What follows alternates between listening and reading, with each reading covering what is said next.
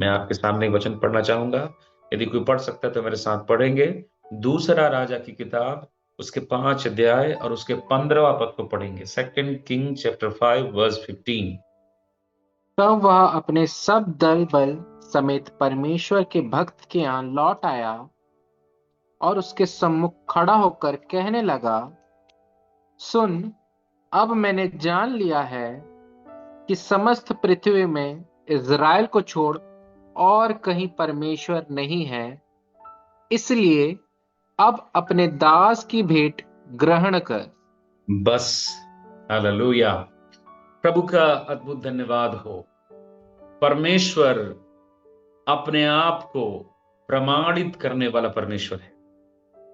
इस विषय के ऊपर में आज हम थोड़ा देर मनन करेंगे।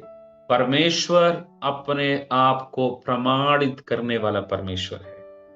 वो समय समय पर इस बात को प्रमाणित करते हैं कि मैं ही परमेश्वर था, मैं ही परमेश्वर हूं और आने वाले समय में मैं ही परमेश्वर रहूंगा। Praise the Lord.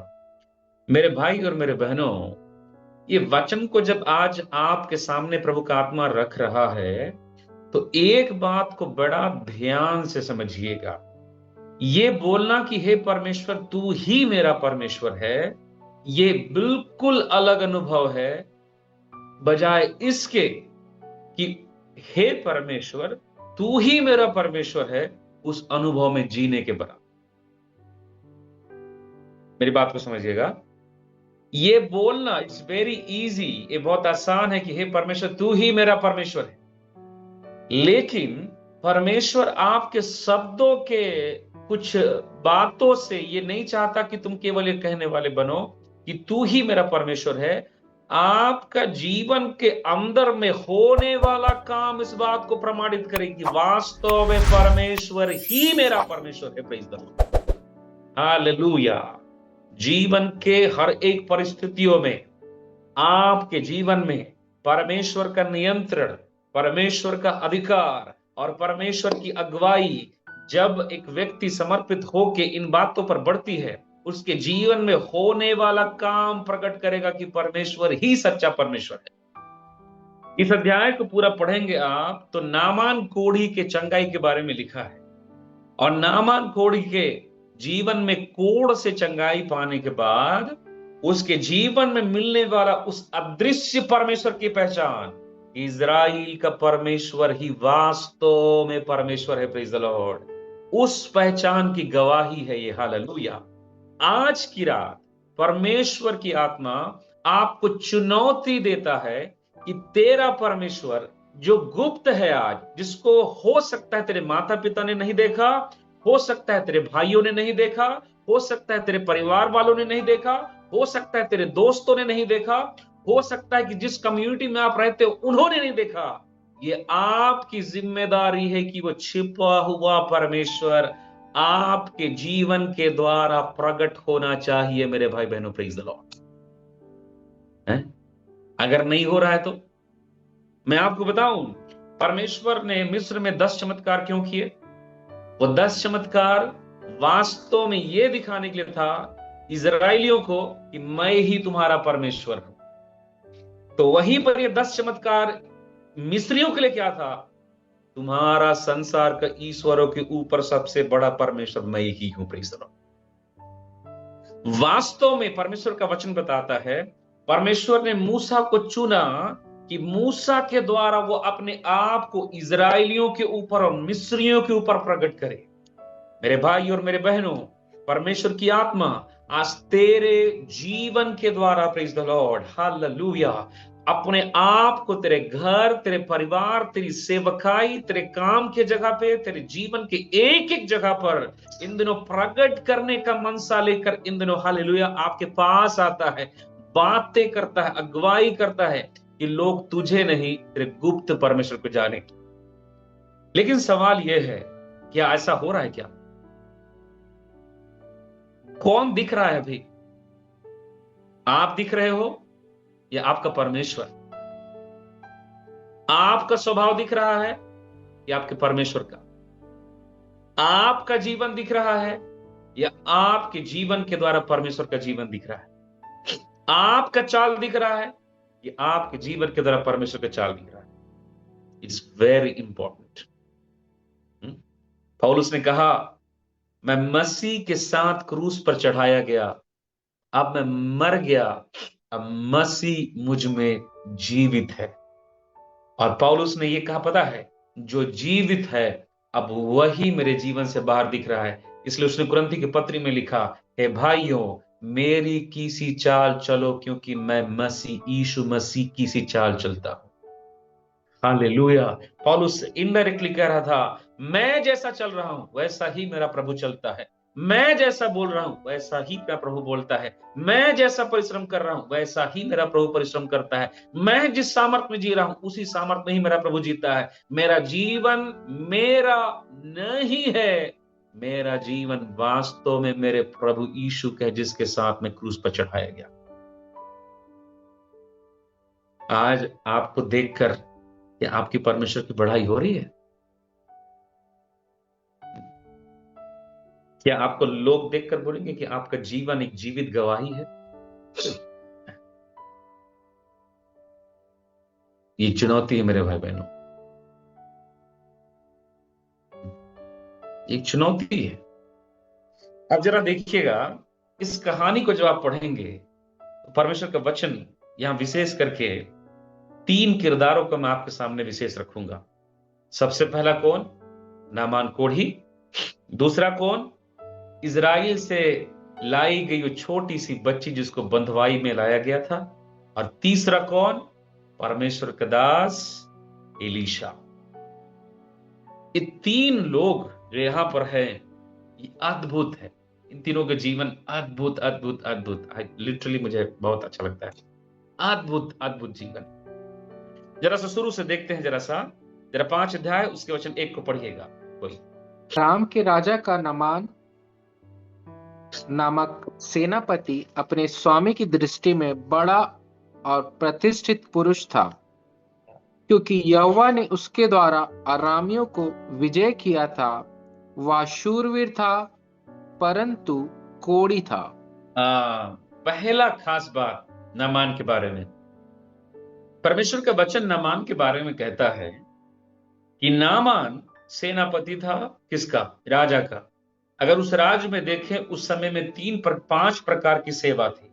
राजा का मंत्री, सेनापति, नामान। उसके बाद राजा के नौकर, जिनको केवल नौकर कहा गया है, सैनिक ग्रेड में आते थे। उसके बाद आते थे नामान के दास, नामान के भी दास थे। उसके बाद था परमेश्वर की सेवकाई, जिनको भविष्यवक्ता कहा जाता था। ऐसे करके केवल 5 श्रेणी था सेवकों का, वो चाहे संसारिक हो चाहे आत्मिक हो। सबसे पहले नामान का मतलब क्या होता है? नामान का मतलब होता है प्रसन्नता या फिर आनंद। यह नामान शब्द का अर्थ है। बाइबल में एक नामान नहीं है, बाइबल में नामान नाम के करीबन 4 व्यक्ति हैं। ठीक है ना? और 4 कहां पर, यह बताने का समय नहीं है मेरे पास, लेकिन बाइबल में 4 नामान नाम के व्यक्ति हैं। इसलिए थोड़ा सा जब आप बाइबल को पढ़ेंगे तो इस बात को समझिएगा अच्छे से, ठीक है ना? अब इस नामान के बारे में कहा जाता है कि राजा का सेनापति था, और लिखा है कि वो शूरवीर योद्धा था, और परमेश्वर ने उसके ऊपर दया की थी। और उस समय जो असुरी लोग थे, जो इनको अपने वश में रखे थे, ये लोग विद्रोह करके नामान के नेतृत्व में क्या किए थे? उन असुरियों से छूटकर बाहर आए थे अभी। और उसी लड़ाई के बीच में जो नामान ने अपनी वीरता दिखाई थी, उसी के कारण इसके नाम को महिमा मिला, नाम को उठाया गया और ये प्रचलित हो गया, बड़ा नामी हो गया। ये ध्यान दीजिएगा, सेनापति है, बड़ा सूरवीर है, बड़ा योद्धा है, अच्छा युक्ति बांधने वाला है, अच्छा योद्धा बनकर आगे रहने वाला है, जीवन के अंदर में संसार में बड़ा अच्छा नाम है, सब बातों में महिमा पूरी रीति से भरी है। लेकिन जब बात थोड़ा सा व्यक्तिगत आता है, परमेश्वर का वचन सिखाता है कि उसको कोढ़ था। मेरे भाई बहनों, कोढ़ की बीमारी पाप की अवस्था को दिखाता है, और कोढ़ की बीमारी को बाइबल में अशुद्ध माना गया है। कोढ़ की बीमारी वास्तव में पाप के जीवन की अवस्था को प्रकट करता है। इसका मतलब क्या समझे? जीवन के अंदर वीरता है, जीवन के अंदर ऊंचा नाम है, जीवन के अंदर में लोगों के द्वारा बड़ी प्रशंसा है, जीवन के अंदर लोगों के बीच में, राजा के बीच में बड़ा नाम और ऊंचा इज्जत मान सम्मान। जहां नामान खड़ा हो जाए, लोग कुर्सियों से उठकर उसे बैठ कर बड़ा आदर देते थे। लेकिन जब भीतरी तौर पे देखा जाए तो अभी भी कोड़ पाया जा रहा है। संसार के बीच में बड़ा अच्छा नाम है, बड़ा इज्जत है, बड़ा सम्मान है, लेकिन शरीर के अंदर में अभी भी कोड़ की अवस्था। आज कई विश्वासियों का जीवन कलीसिया के सामने आत्मिक है, पास्टर के सामने आत्मिक है, संसार के लोगों के सामने व्यवहार बड़ा अच्छा है। लोग देखकर क्या बोलेंगे? बड़ा धर्मी व्यक्ति है, ये बड़ा सुंदर अच्छा बात करता है। ओ, कलीसिया में जब वो प्रार्थना करता है, कितना सुंदर प्रार्थना करता है, कितना अच्छा आराधना करता है, कितना अच्छा अन्य अन्य भाषा में बोलता है। ओ हालेलुया, कलीसिया में कितना ईमानदारी से आता है। मेरे भाई बहनों, ये हो सकता है कि आज आप लोगों के सामने आत्मिक हो, लेकिन ये भी हो सकता है कि आप अभी भी परमेश्वर के सामने पाप की अवस्था में जीवन जी रहे हो। और मैं आपको बताना चाहता हूं, ये बहुत खतरनाक है। पौलुस ने रोमियो की पत्री 7 अध्याय में कहा, मैं अच्छाई करना चाहता हूं लेकिन अच्छाई मुझसे नहीं हो पाती। मैं जो बुराई करना नहीं चाहता लेकिन मैं वही बुराई करता हूं, तो उसका करने वाला मैं न रहा, मेरे अंदर में छिपा हुआ पाप।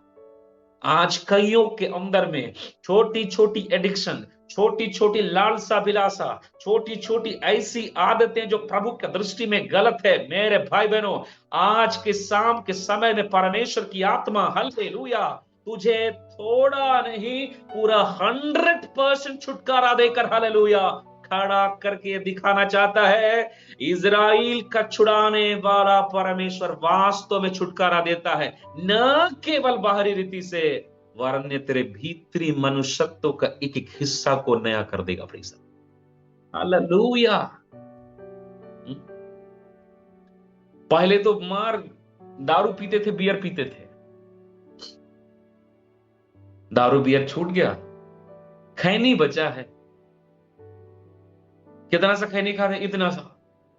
मेरे भाई बहनों सुनिए, पाप पाप होता है, पाप का साइज छोटा और बड़ा नहीं होता। मैं हमेशा एक बात कहता हूं, शैतान को घुसने के लिए ना 3x6 का दरवाजा नहीं चाहिए।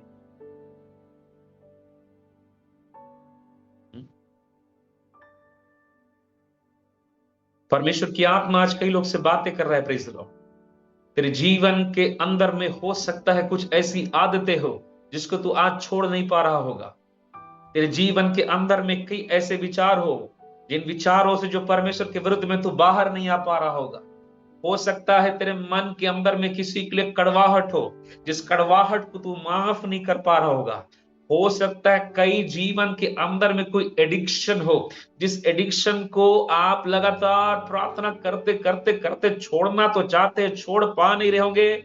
मेरे भाई बहनों, आज परमेश्वर की आत्मा तेरे हल्के भीतरी मनुष्यत्व के अंदर में अपने सामर्थ को भेजकर, प्रेज द लॉर्ड, हालेलुया, आज बाहर निकालकर, जैसे नामान कोड़ी को कोड़ को दूर किया, तेरे जीवन के भी हर एक आदतों से बाहर निकालने में सामर्थ्य है। चूड़ा माना रख दे हतन गडगसिया। कई लोगों के अंदर में छोटी छोटी गलतियों के चलते शैतान बांध के रखा है, पता है।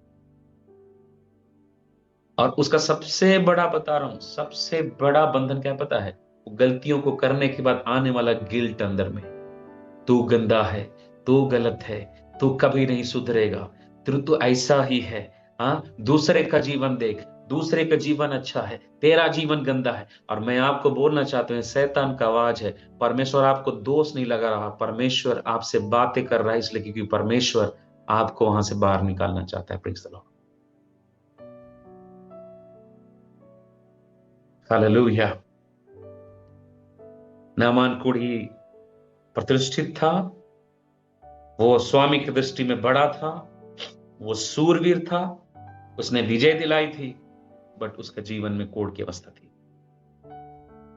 वचन के सुनने वाले भाई बहनों, अगर तेरे जीवन में आज कुछ ऐसा है, आज की रात एक पश्चाताप की रात है। आज की रात एक समर्पण की रात है।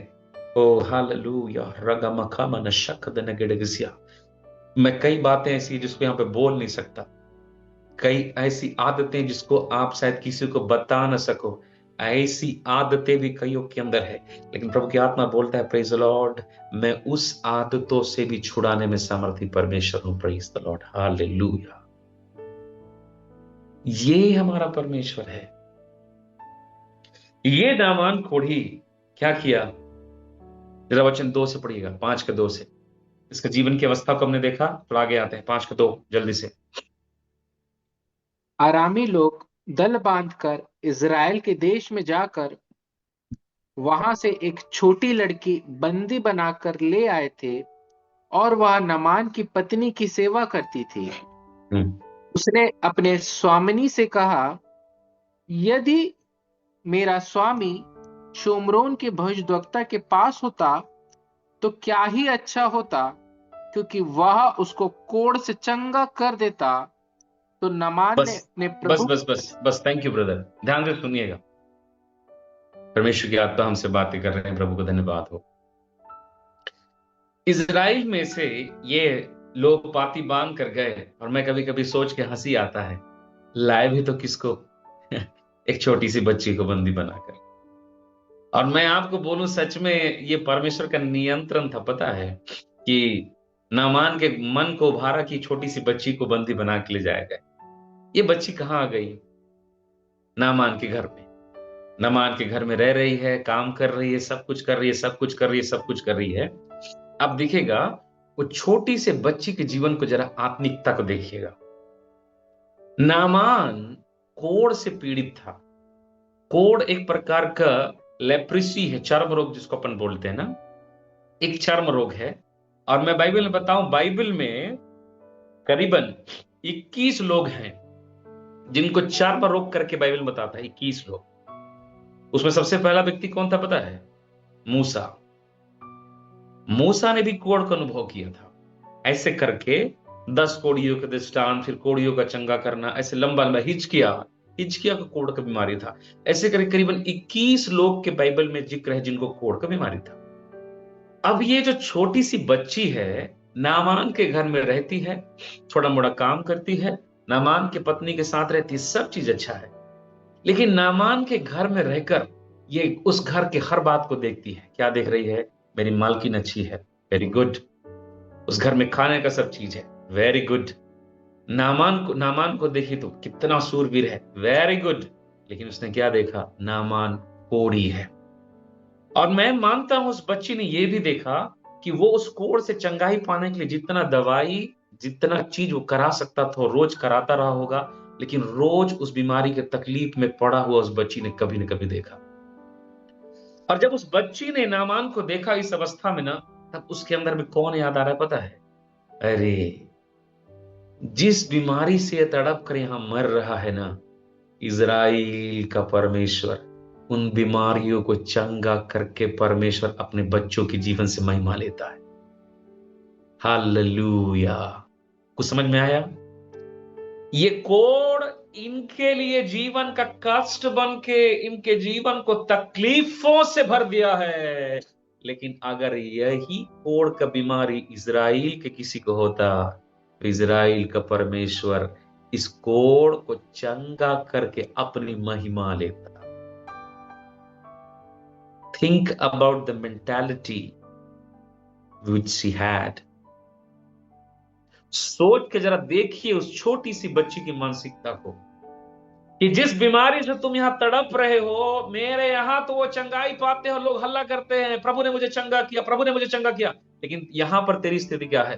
हाय रे मेरा ये हो रहा, हाय रे मेरा, हाय रे हाय रे। मेरे भाई बहनों, आप तब तक बीमारियों से और बंधनों के बंधन से बंधा हुआ महसूस करोगे ना, जब तक आप इज़राइल के परमेश्वर के निकट पूरी रीति से नहीं आ जाओ। जब तक आपका जीवन उस इज़राइल के परमेश्वर के नजदीक नहीं है, वो बीमारी बन के दिखेगा।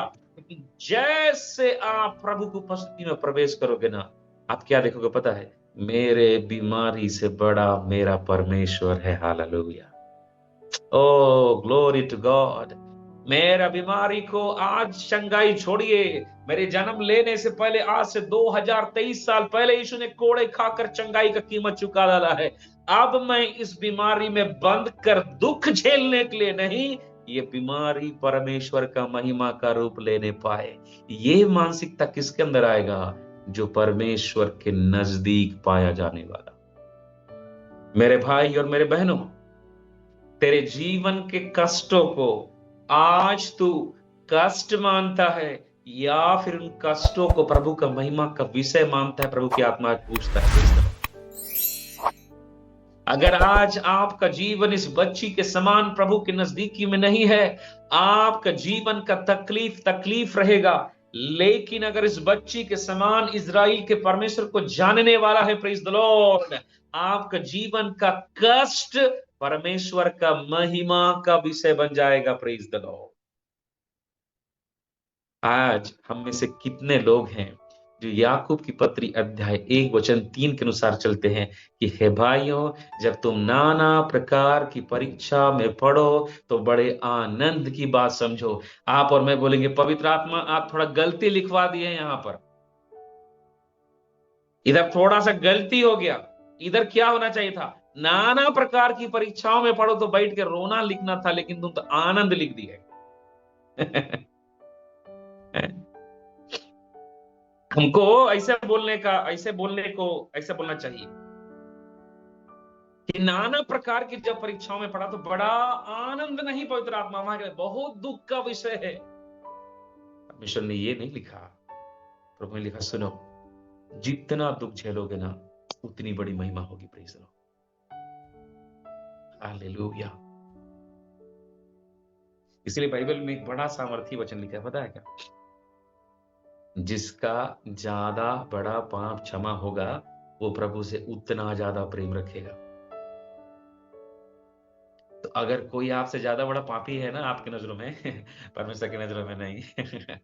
अगर आपकी नजरों में कोई बोले ना बहुत पापी है, ये बोलते हैं ना बहुत पापी है, तो नरक जाएगा पक्का। गलती से प्रभु में फिर गया ना, तो वो आपसे भी ज्यादा आत्मिक, आपसे भी ज्यादा प्रेम करने वाला, आपसे भी ज्यादा प्रभु को खोजने वाला बन जाए। उसी प्रकार अगर किसी के जीवन में आज दुख बड़ा है, मेरे भाई बहनों, मैं यीशु के नाम से घोषणा करता हूं, उसकी महिमा भी उतनी बड़ी होगी। Praise the Lord, hallelujah. उसकी महिमा भी उतनी बड़ी होगी। ये बच्ची उस घर में जब उस चीज को देखी तो उसका मानसिकता जरा सोचिए, यहां ये बीमारी है, यहां ये तकलीफ का विषय है, इजराइल में नहीं है। इजराइल में तो परमेश्वर का दास यूं चंगा करता हो, लोग खुशी मनाते हो वापस जाते। अब इस लड़की के जीवन को जरा ध्यान दीजिएगा। ये लड़की छोटी बच्ची है, लेकिन मौका मिलने पर प्रभु का महिमा के वचन को कहने से अपने आप को रोकी नहीं। उसने ये नहीं सोचा मैं नौकरानी हूं, बोलूंगी तो मेरे मालिक को कहीं बुरा लग गया तो 2 चाटा मारेंगे मेरे को। बोलेंगे छोटी सी बच्ची, तुम बड़ा होशियार बन रहे हो, अपना मुंह को बंद रखो, तुम जाओ जाके नाश्ता बनाओ, चाय बनाओ, वहां का बर्तन को उठाओ जाके, ऐसा बोल के डांटेंगे, बोल के सुने नहीं। वो मौके का तलाश में थी। जिस दिन देखी कि अब निराश होकर बैठ गया, अब सारा दवाई खा के बैठ गया, सारा ओझा लोग के पास जाके बैठ गया, सारा जड़ी बूटी खा के बैठ गया, एलोपैथिक होम्योपैथिक जितना पैथिक होता है सब करके देख लिया, अब कुछ नहीं हो रहा है, अब मेरा मौका मिलने का, पटाख से बोलती है, सुनिए ना, अगर आप इजराइल के भविष्यवक्ता के पास होते ना तो आपको चंगा करता।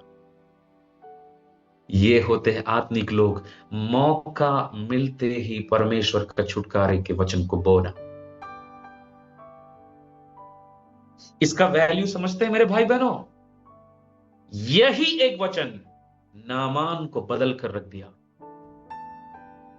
आज कई चमत्कार, आज कई चंगाइयां, आज कईयों का जीवन बदला क्यों नहीं गया? एक ही कारण, परमेश्वर ने आपको मौका दिया था कि आप सुसमाचार सुनाते, आप चुप हो गए वहां पर।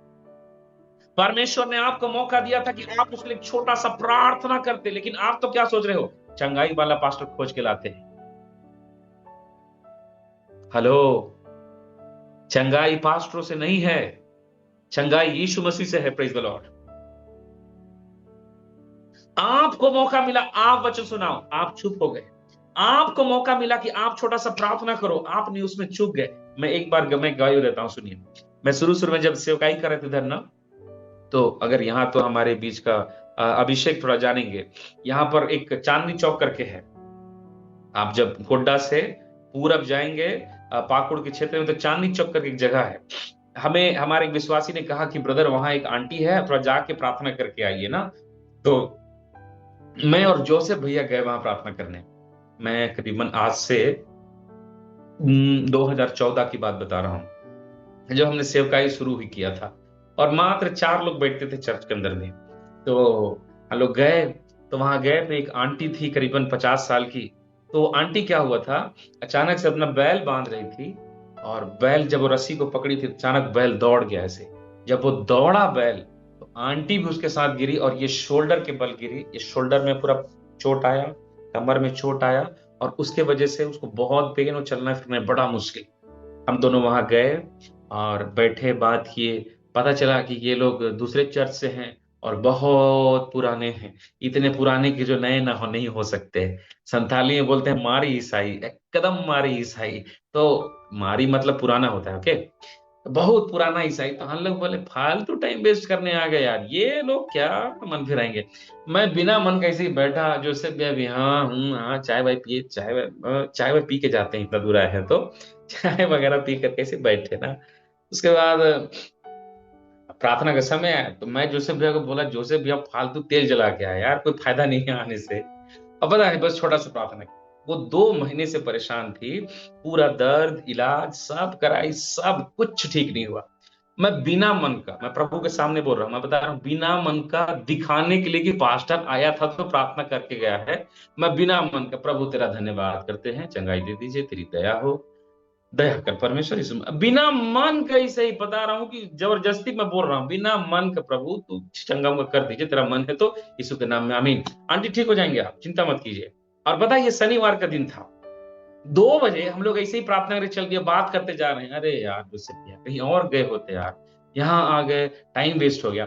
अब देखिए, संडे को हम 10 बजे चर्च करते थे। संडे को जब चर्च बैठे हैं, आराधना कर रहे हैं, एक गीत, दूसरा गीत में देख रहे हैं, वो आंटी आई, अंकल आया, उसके 2 बेटियां, नहीं 3 बेटियां, 3 बेटे, पूरा खानदान उठ के करीबन 8 लोग चर्च में आके बैठ गए।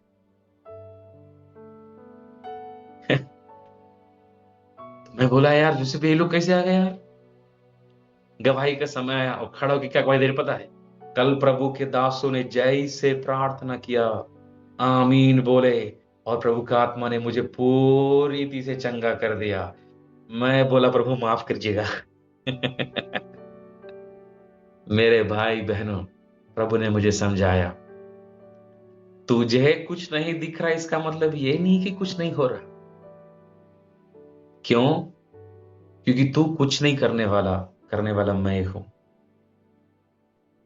मैंने रो के प्रभु से पश्चाताप करके प्रभु को धन्यवाद दिया। और मैं आपको बताऊं, 2014 से लेके आज तक वो पूरा घराना हमारे साथ विश्वास में चला, और आज भी चल रहा है।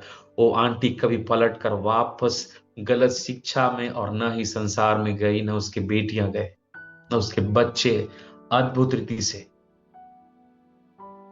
उस दिन अगर बोले होते अरे छोड़ यार, क्या प्रार्थना करते हैं, ये लोग कहां सुधरेंगे। ये बच्ची को मिला हुआ मौका को नहीं छोड़ी, मिला है मौका, एक कदम बोली। सुनिए ना सर जी, साहब थोड़ा सा उठ के अगर वहां जाते ना, देख पास्टर साहब हैं, इसने मौके को बड़ा, अवसर को बहुमूल्य समझकर वचन बोया। मैं आपको बताऊं मेरे भाई बहनों, कभी मौका मिले ना प्रार्थना करने के लिए, जस्ट प्रे। कभी कोई 2 वचन पूछे ना, अपने से बताओ यीशु मसीह के नाम से। कोई नहीं भी बोले ना प्रार्थना करने के लिए, और आपके पास मौका है, तो आप छोटा सा, मैं आपके लिए छोटा सा प्रार्थना कर दूं क्या?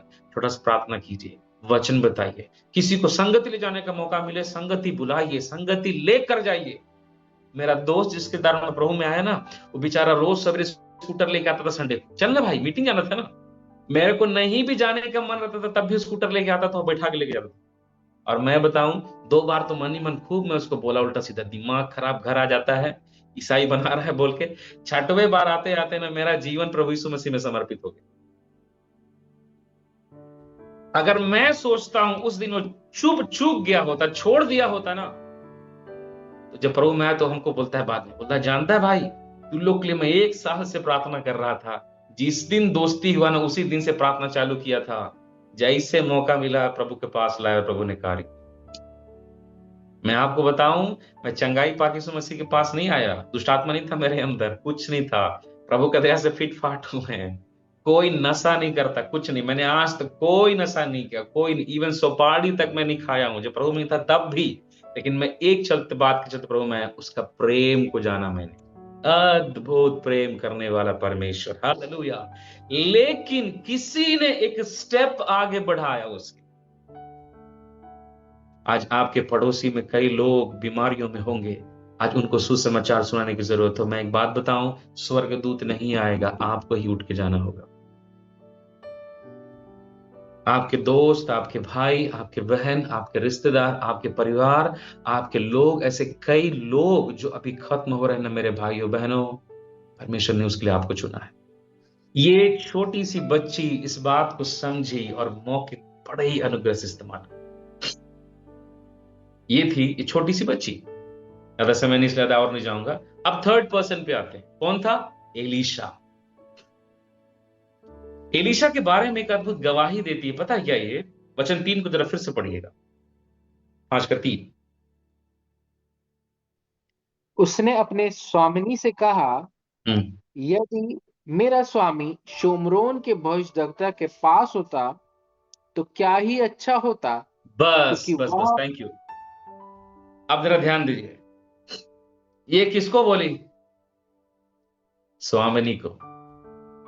ये लड़की भी जानती थी पत्नी के आगे पति के चलेगा नहीं। है ना? ये भी जान रही है। एक कहावत सुने हैं, पत्नी बोल दे पति को तुम नहीं समझोगे, तुम डबल पीएचडी किए होगा तब भी पति नहीं समझ सकता। कहने का मतलब, ये बड़ा अनुग्रह से किसको बोली? अपने स्वामिनी को बोली, मालिक को नहीं बोली। इसको पता था ये इसको बोलेंगे तो उनका पति बात नहीं टालेगा। अब ये एक बड़ा गजब का परिचय देती है, पता कैसे देती है? जिसको ध्यान देना, यदि मेरा स्वामी समरोन के भविष्यवक्ता के पास होता तो क्या ही अच्छा हो। ये बच्ची एलीशा का नाम नहीं ली। उसको क्या बोलती है? अगर इज़राइल के सोमरोन में एक भविष्यवक्ता है, नाम क्या है? एलीशा। एलीशा नहीं बोली, वो बोली भविष्यवक्ता। इसका मतलब क्या पता है? मैंने पहले कहा, एलीशा अपने नाम से ज्यादा प्रभु के उस सेवकाई के वजह से पहचान पाया, और उस अभिषेक के कारण जो एलीशा के अंदर परमेश्वर ने रखा था। Hallelujah, glory. आज लोग आपको नाम से जानते होंगे, एलीशा नामों से ज्यादा। आप पढ़ के देखिए उसके 8 पद को, 9 पद को, वहां 8 पद को। जब राजा के पास लेटर भेजता है आराम का राजा, तो इजराइल का राजा घबरा के बोलता है मैं क्या करूं? तब एलीशा एक अद्भुत गवाही देता है। ध्यान रखिए, वचन 8 में लिखा है, इससे पढ़ रहा हूं मैं, 5 के 8 में।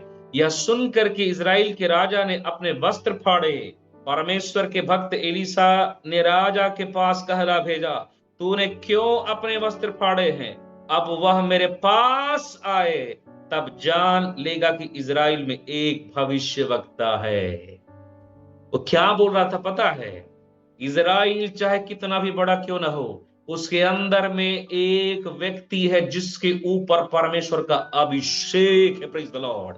और वो अभिषेक इतना बड़ा है, प्रेज द लॉर्ड, हालेलुया, जो इजराइल के राजा तक के जीवन को नियंत्रण में रख करके पूरा पलट करके चीजों को बदलने का सामर्थ्य रखता है। हालेलुया। राजा के पास सेना बहुत बड़ा होगा। वो क्या बोल रहा था? वो होगा बड़ा नामी, वो होगा बड़ा प्रतिष्ठित, वो होगा बड़ा सूर, लेकिन एक अभिषिक्त के सामने संसार का एक भी गुणवत्ता काम आएगा नहीं। वो आके देखे और देखे कि परमेश्वर एक अभिषिक्त को इजराइल में अपने लोगों के बीच में रखा है।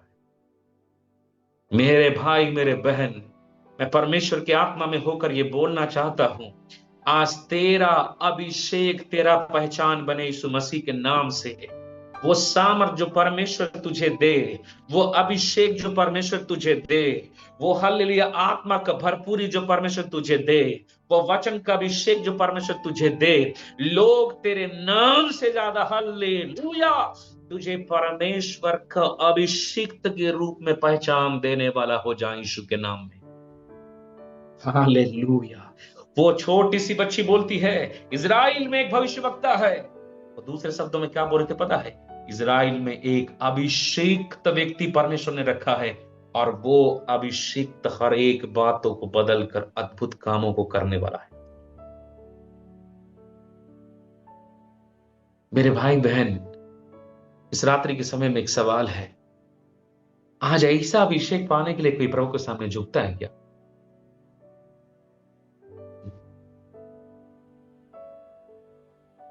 हालेलुया। आज आप छिप जाओ और आपका परमेश्वर दिखे।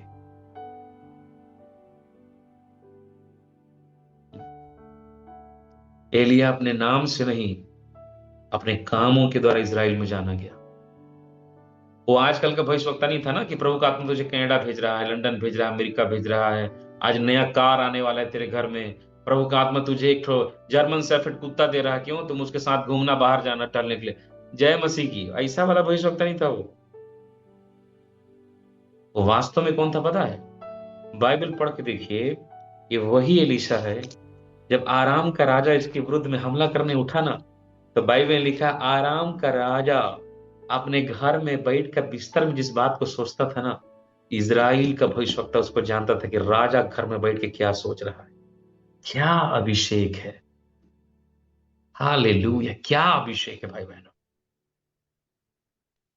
हैं? आराम का राजा बोलता है सुनो सब लोग इधर आओ, तो सारे सेनापति, सारा सैनिक सब आओ। बोलता क्या हुआ राजा, तुम में से भेदिया कौन है बताओ तो। बोलता क्यों राजा? बोलता एक बात बताओ, मैं जिस चीज को यहां बैठ के योजना बनाता हूं, तो इजराइल या राजा को पता कैसे चलता है? तब एक सैनिक बोलता है, विरोधी पक्ष का, सुनिएगा इसको, विरोधी पक्ष का सैनिक बोलता है, हे राजा ऐसा नहीं है, कोई भेदिया नहीं है। जानते हैं बात क्या है? इजराइल में एक भविष्यवक्ता है। तू यहां बैठ के प्लान बनाता है उसको छोड़, तू अपने शयन कक्ष में बिस्तर में भी बैठ के जिस बात को सोचता है ना, ओ हालेलुया, इजराइल का भविष्यवक्ता उसको भी जानता है। ये होते हैं प्रॉफिट्स, हालेलुया, जो शत्रु के एक एक छिपे हुए भेदों को प्रकट करके न केवल इजराइल वरन इजराइल के राजा को सुरक्षा दिए थे। मैं सोचता हूं राजा, तेरे पास लाखों सैनिक होंगे, वो तुझे सुरक्षा नहीं दे सकते। एक भविष्यवक्ता पूरा इजराइल को सुरक्षा देकर रखा था। इबादा शक। आज ऐसा अभिषेक की जरूरत है, आज ऐसा सेवकाई की जरूरत है, आज ऐसा कि शैतान जब किसी को पाप में गिराने वाला है, उससे पहले परमेश्वर का अभिषेक खड़ा होकर बोले शैतान तेरे विरुद्ध में इन दोनों मन फिरा। Praise the Lord, hallelujah. मेरे भाई बहनों, आज ये बोलने पाए कि लोग घुटने टेक कर बोले तेरा परमेश्वर सच में जिंदा परमेश्वर है। एक बार एक प्रभु का दास जो प्रॉफिट था, प्लेन में यात्रा कर रहा था। यात्रा करते करते करते करते जब जा रहे थे, तो बगल में एक बहन बैठी थी। आपस में बात होने लगा, तो उसने बहन से पूछा कि बहन आप कहाँ जा रहे हैं? बहन ने कहा मैं यहाँ रहती हूँ, यहाँ जा रही हूँ। ओके, मैं भी वहीं जा रहा हूँ, फ्लाइट में, एक ही फ्लाइट में थे। उस बहन ने उससे पूछा, भाई ने पहले पूछा आप क्या काम करते हैं? उसने कहा मैं बिजनेसमैन हूँ। बहन ने फिर उस भाई से, प्रॉफिट से पूछा आप क्या करते हैं? उसने कहा मैं एक प्रॉफिट हूँ। जैसे उसने सुना कि मैं एक प्रॉफिट हूँ, वो हंसने लगी। बोले आप भी वैसे ही खट्टा पानी बड़ा भविष्यवक्ता बने फिरते हैं, और बुराई बताने लगे, अरे बड़ा भविष्यवक्ता सब ढोंगी होते हैं, झूठ बोलते हैं, ठगते हैं, फलाना ढकाना, बहुत सारी बात, वो बड़ा संसार का लालसा विलासा लालच दिखाते हैं, ऐसे करके बोलने लगे। तब वो बोले कि बहन आप क्यों नहीं मानते कि मैं प्रॉफिट हूं, और आप क्यों नहीं मानते कि परमेश्वर सच में बातें करता है? बोला मैं नहीं मानती, मैंने झूठों को देखा है, सब झूठ बोलते हैं ऐसे। प्रभु का दास क्या बोलता है पता है? बहन तेरा नाम ये है, तेरा जन्म इस महीने इस तारीख सन इतना इतना में हुआ, आज से 8 साल पहले तेरे पति का एक्सीडेंट हुआ और वो कोमा में चला गया। कोमा में जाने के बाद तो रोई, तो उपवास की, तो प्रभु के सामने बैठी अपने पति को बचाने के लिए, लेकिन तेरा पति बचा नहीं, वो प्रभु में सो गया। और उस दिन तुझे लगा कि परमेश्वर झूठा है, अगर वो सच्चा होता तो फिर वो मेरे पति को बचा लेता। तेरा एक बेटा है, उसका नाम ये है, और वो ड्रग्स में फंसा हुआ है, तो उसके लिए भी रोई, लेकिन कुछ नहीं हुआ। और इन्हीं बातों के चलते तेरा विश्वास आज प्रभु से टूट गया, लेकिन परमेश्वर कहता है तेरा समय बदलने वाला है। जानते हैं, उसके बात को खत्म करने से पहले उस बहन की आंखों में आंसू और घुटना में आगे अपना सीट बेल्ट खोल कर बोलती है, परमेश्वर मेरे पापों को क्षमा कर, मैंने तुझे वास्तव में नहीं पहचाना। मेरी बात समझे आप? एक सच्चे भविष्यवक्ता ने एक व्यक्ति को प्रभु के सामने समर्पण में ले आया। यही सेवकाई किसने की थी? प्रभु यीशु मसीह ने। किसके साथ किया था? सामरी स्त्री के साथ। हालेलुया। लोग तुझे कितना बुरा बोलते होंगे, छोड़ो ना, मैं तेरी अच्छाइयां तुझे दिखाता हूं। मेरे भाई बहनों, आज ये होना चाहिए। ये व्यक्ति जब इसके पास आया, मैं जल्दी से खत्म कर रहा हूं, ये था एलिया, ये था अभिषिक्त। प्रभु की सेवा करने का दर्शन रखने वाले लोगों, मैं आपसे विनती करता हूं यीशु मसीह के नाम से, आप ये अभिषेक पाओ, आप ये अभिषेक पाओ, आप सामर्थ पाओ, आप वचन की गहराई पाओ, आप अनुग्रह पाओ, कि आप नहीं, आपका परमेश्वर और परमेश्वर का काम आपके जीवन के द्वारा दिखे यीशु मसीह के नाम से। इसके पास जब ये नामान कोढ़ी आया बड़ा तल बल लेकर के, तो नामान कोढ़ी आते ही बोलता है मैं आ गया। अंदर से एलीशा अपने दास को भेजता है और बोलता है जा, उसे बोल यरदन नदी में 7 बार डुबकी मारने के लिए। जानते हैं, नामान गुस्सा जाता है। अगर आप वचन को पढ़ेंगे उसके 9 पद से लेकर आगे, नामान एकदम क्रोध हो जाता है और बोलता है मैंने सोचा था कि वो बाहर आएगा, मेरे हाथ रखेगा और मुझे प्रार्थना करेगा और मैं चंगा हो जाऊं, लेकिन उसने ऐसा नहीं किया। बोलता है यरदन नदी के मटमैले पानी में डुबकी मारने से अच्छा, इससे अच्छी नदियां, अच्छे तालाब मेरे यहां पर। और वचन में लिखा है वो क्रोध में वापस जाने लगा। मैं एक बात बताऊं, हम में से कई लोग क्यों छुटकारा नहीं पाए? क्योंकि अपना योजना लेकर प्रभु के पास आए। मैं 7 दिन उपास करके प्रार्थना करूंगी, मेरे लिए ऐसा हो जाएगा। मैं ऐसा मेहनत करूंगा, मेरे लिए ऐसा हो जाएगा। मैं ऐसे मेहनत करूंगा तो मेरे जीवन का बंधन टूट जाएगा। मैं ऐसे तैयारी करूंगा तो मेरे लिए रास्ता खुल जाएगा। मैं ऐसा करूंगा। मेरे भाई बहनों, अपना योजना लेकर मत जाओ, प्रभु से योजना मांगो कि मुझे क्या करना है। हम में से कई लोग क्यों फेल है पता है? क्योंकि अपना योजना लेके आते हैं नामान के समान। नामान अपना योजना लेके आया, वो बाहर निकलेगा, मेरे सर पे हाथ रखेगा, मैं तो उसके लिए हीरा मोती से एकदम सोना चांदी लेके आया था, भयंकर गिफ्ट दूंगा, वह भी भेंट देता मैं। दिमाग खराब, वो भी नहीं दूंगा मैं इसको। गुस्सा के मारे भेंट पकड़ा, मुंह फुलाया, वापस गया। आधा रास्ते में जाते जाते नामान का उसका दास बोलता है, हे मालिक सुनिए ना, क्या बड़ा काम बोला उसने, 7 बार डुबकी तो मारना है ना, मार लीजिए ना। थोड़ा सा उसका मन नम्र, हाँ यार 7 बार तो मारा। अब देखिए यरदन नदी में उठा, और मैं आपको बताऊं जिस मौसम में ये यरदन नदी में डुबकी मारा ना, वास्तव में मटमैला पानी था वो। मटमैला पानी में उतरा, 1 बार डुबकी मारा, नथिंग हैपन। 2 बार डुबकी मारा, नथिंग हैपन। 3 बार डुबकी मारा, नथिंग हैपन। 4 बार, नथिंग हैपन। 5 बार, कुछ नहीं। 6 बार, कुछ नहीं। वो नहीं बोला दर यार, 6 बार में एक ठो तो यहाँ का घाव भरता कम से कम। कुछ नहीं हुआ। लेकिन 7वां बार जैसे डुबकी मारा, वचन में लिखा है उसके 14 में, उसका शरीर छोटे लड़के का सा हो गया और वो शुद्ध हो गया। That is the power of God. मैं आपको बताऊं, चंगाई यरदन नदी के पानी में नहीं था, चंगाई एलीशा के मुंह से निकलने वाले उस वचन में था। मैं जितना बोला हूं उसको उतना पूरा कर। इजराइल का परमेश्वर का दिया हुआ वचन कभी टलेगा नहीं। मेरे भाई बहनों, प्रभु ने कईयों को वचन दिया है, अभी तक कईयों से बातें की है, लेकिन लोग करते हैं आधा करते हैं। कई लोग 6 डुबकी मार के बैठ गए और नहीं मारूंगा मैं। कई लोग 5 डुबकी मार के बैठ गए और नहीं मारूंगा। कई लोग 3 डुबकी मार के बैठ गए और नहीं मारूंगा मैं। कितना डुबकी मारना होगा पता है? 7 मीन्स 7। इसका मतलब प्रभु जितना बोल रहा है उतना आज्ञाकारी बनो। You will see the miracle. You will see the miracle. पानी ने चंगा नहीं किया, आज्ञाकारिता ने चंगा किया। और यही चंगाई पाने के बाद फिर से वापस लौटा। कैसे? नम्र बनकर। कौन दिखने लगा? एलीशा नहीं, एलीशा का परमेश्वर। मैं जान गया इज़राइल में, समस्त पृथ्वी में इज़राइल के परमेश्वर को छोड़कर और दूसरा कोई परमेश्वर। हालेलुया।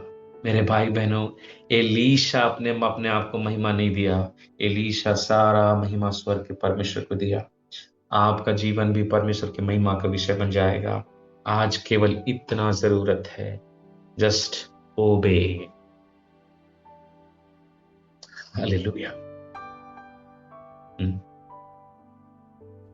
आपकी चंगाइयां आपके सामने है, आपका छुटकारा आपके सामने है, आपकी अशुद्धियां दूर होना है इन दिनों में। केवल एक चीज है, प्रभु जितना बोला उतना करो। मैंने पहले भी गवाही बताया, एक बार मैं और जोसेफ भैया 60 दिन को उपवास रखे। हम लोगों ने निर्णय लिया कि हम रोज सुबह से लेकर शाम के 6 बजे तक उपवास करेंगे, 2 टाइम प्रार्थना करेंगे। फर्स्ट डे हम लोगों ने प्रार्थना करने बैठा 10 बजे, प्रभु का आत्मा बोलता है सुनो 12 बजे तक उपवास रहना। तो मैं और जोसेफ भैया थोड़ा हंसे भी। हंसे क्या बोल के पता है? 12 बजे तक उपवास रहते हैं, वो तो वो इसलिए नहीं खाते हैं, उसको उपवास कौन बोलता है? 11 बजे नाश्ता करते हैं यार, 1 घंटा और नहीं करेंगे, कोई दिक्कत नहीं है। तो हम दोनों बोले प्रभु जो बोल रहा है चुपचाप करते हैं। हम 60 दिन तक केवल 12 बजे तक उपवास रहे। मैं आपको सच बताऊं, जितना काम हमने नहीं सोचा था ना, उसका 10 गुना काम उस उपवास प्रार्थना में हमने देखा। कारण क्या है पता है? क्योंकि परमेश्वर ने कहा था। इसीलिए अगुवाई का वैल्यू है। यदि प्रभु बोल देना 7 चक्कर मार, यरीहो का दीवार जड़ सहित गिरेगा, तो गिरेगा ही गिरेगा। 6 दिन तक कुछ नहीं दिखा, लेकिन 7वां चक्कर पूरा होके जब ललकारा गया, हालेलुया, तो दीवार गिरते हुए आंखों के सामने देखे। मेरे भाई बहनों, प्रभु जितना बोलता है उतना करो। You will see the miracle, you will see the miracle. और ये परमेश्वर करेगा, और ये प्रमाणित करेगा परमेश्वर, इजराइल का परमेश्वर नहीं। वो छोटी सी बच्ची ने इस बात को दिखा, इजराइल में एक परमेश्वर। एलिया ने बोला इजराइल में एक परमेश्वर है। और जब दोनों मिलकर उस इजराइल के परमेश्वर की महिमा दिए, तो तीसरा व्यक्ति भी खड़ा होकर क्या बोलता है? वास्तव में इजराइल का परमेश्वर ही इस पृथ्वी का परमेश्वर है। Praise the Lord. आज ये महिमा यीशु मसीह के नाम से होने पाए, आज ये छुटकारा यीशु मसीह के नाम से होने पाए। लोग आपको नहीं, आपके परमेश्वर को, आपके काम, आपकी सेवकाई, आपकी प्रार्थना, आपके परिश्रम, आपकी आराधना, आपका जीवन, आपके स्वभाव से देखने पाए, ताकि लोग बोलें इजराइल का परमेश्वर ही सच्चा परमेश्वर है, जिस परमेश्वर को परमेश्वर की ये बेटी और ये बेटा मानता है। परमेश्वर की बड़ी महिमा। हमने समय खत्म हो चला मेरे भाई बहनों। एलिया के समान अभिषेक पाइए, एलीशा के समान, तो छोटी बच्चे के समान हालेलुया प्रभु का सामर्थ्य पहचान पाइए। चीजें बदलने वाली है यीशु मसीह के नाम में। आइए इन वचनों के सामने समर्पित हों और प्रार्थना करें।